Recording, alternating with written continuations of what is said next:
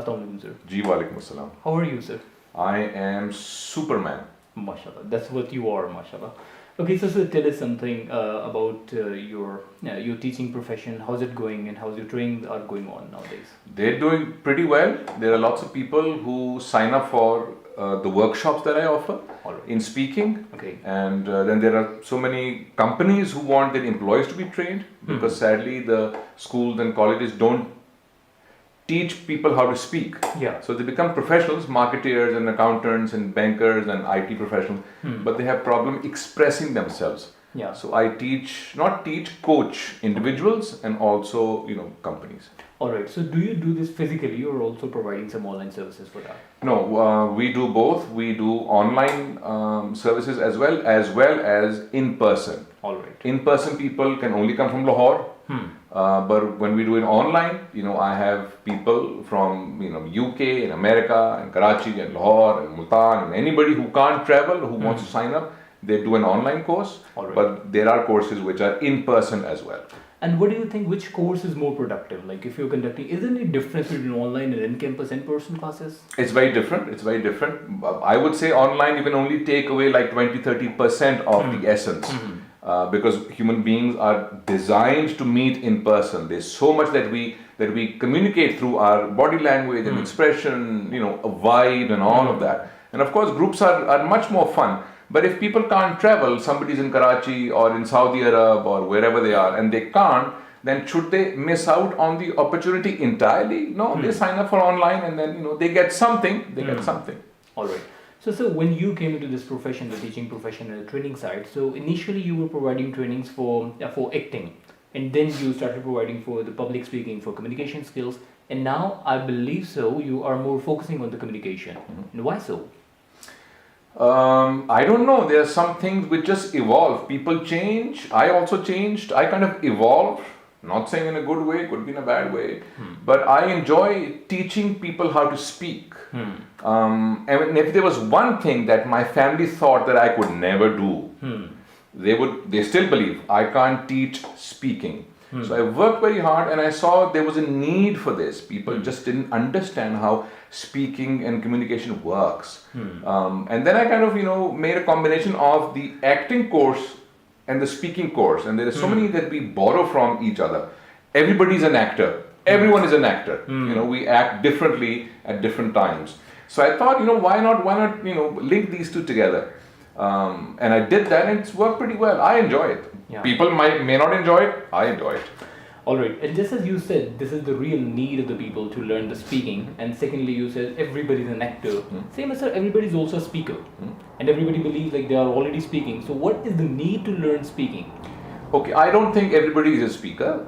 And people who sign up for, my workshops certainly believe that they're not natural speakers. All right. I think there are very few people who have the knack for speaking. It is a skill, like typing or swimming or cycling. You have to learn it. And the more effort you put in, the more science you study, the more exercises that you do, you become better and better. And suddenly you realize that it's not a thing that you're born with, like sneezing, for instance. We can all sneeze, nobody teaches us that.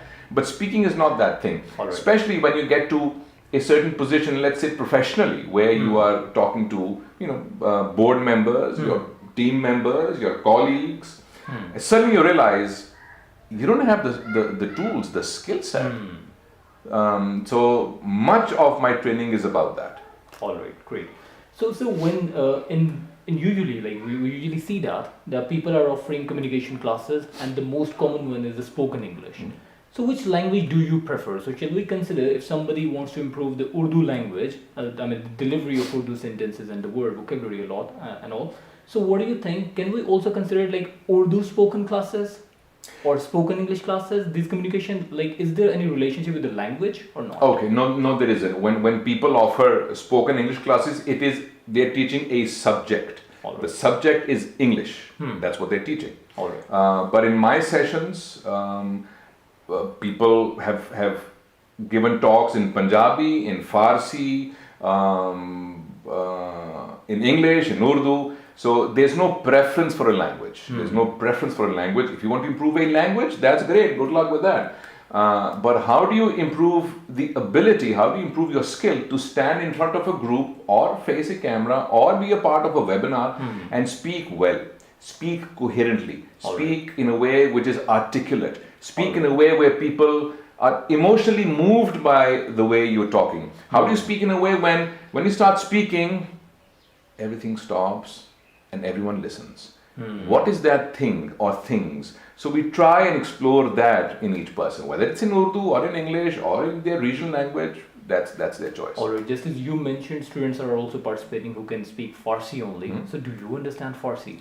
No, I'm not saying they speak Farsi only. One of my students gave a talk in Farsi, which was very romantic for us. We couldn't understand what he was saying, but it was a romantic thing for us. So he's not an all Farsi speaking student, of course, but usko shauk tha, to usne Farsi mein kaha. So what I'm saying is, we don't want people to feel curtailed that there's certain language that we need to follow. That's not true. They can speak in whichever language they choose to speak in. Alright. So what do you think, sir? What is the exact importance of English language in Pakistan? What's the importance? Yeah. I think whatever the importance is, it's English is important. English is important. Any language is also important. If you speak really good Urdu in your workplace, people will respect you. If you speak any language well, people will respect you. Of course, there are times when you have foreigners, or board of directors who only speak English. That's fine. What would happen if I spoke really good Urdu and I was very competent and I spoke so English? What would happen then? Would the people think that I'm incompetent? No, they wouldn't. No, they wouldn't. Should I be embarrassed of it? Absolutely not. Should I improve my English? Sure.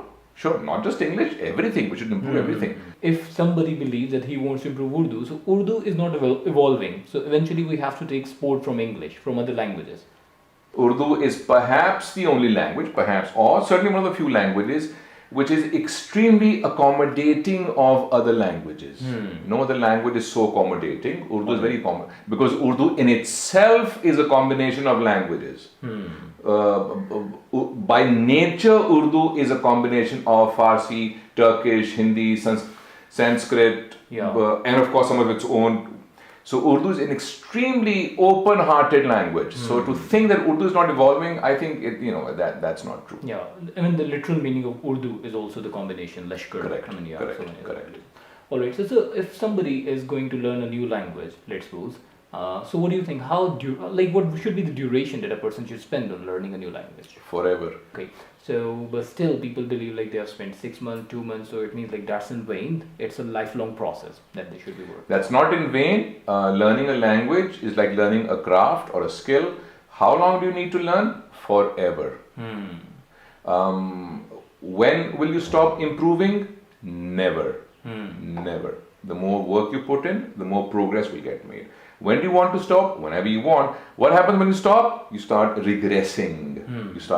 I know of a person who has a master's in French, okay, and lived in France for around 6 years, and then left France and speaking French.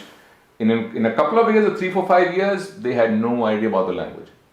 Of course, it will come back to that person very soon, but how long do you need to learn? Forever. All right. So one last question. What do you think were the most important skills that a student must have before he leaves his university, or university should be focusing on those, might be? So what are those skills that you believe everybody should have that? Okay, all the skills that I think a student should have when they leave university or college is people skills, for instance. To be able to communicate well, for instance, to be able to write well, for instance, to be able to lead a group effectively, to be an inspirer, to be an inspiration for people, to be a good follower. How to be a good follower? That's one. How to buy property. What do I look for when I buy a property? They don't teach that in true. Money management. How do you manage money? That's important. Why are values important? We should speak the truth and we should be honest. Why? Because it's a good thing. Any other reason? So they don't teach any of these. Work ethics, for instance. How to be on time, for instance. How exams and marks don't matter in life. Not at all.